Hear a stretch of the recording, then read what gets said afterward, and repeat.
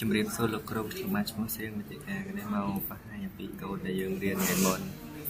នេះកូដរបស់យើងក្នុងកូដនេះយើងមាន2តែយើងរ៉ាន់ម្ដងមួយចឹង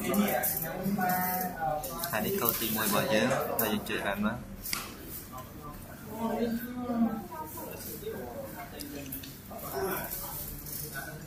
អានេះគឺជាលទ្ធផលរបស់យើងហើយដល់ពេលយើងរ៉ាន់កូដទី1ហើយយើងស្កែបិទអាហ្នឹងមកយើងរ៉ាន់កូដទី2ម្ដងយើងរ៉ាន់កូដទី2របស់យើងម្ដង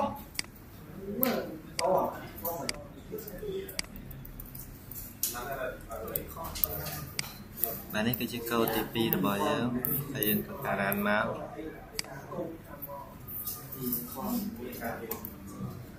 អានេះគឺជាលទ្ធផលជម្រាបលាលោកគ្រូ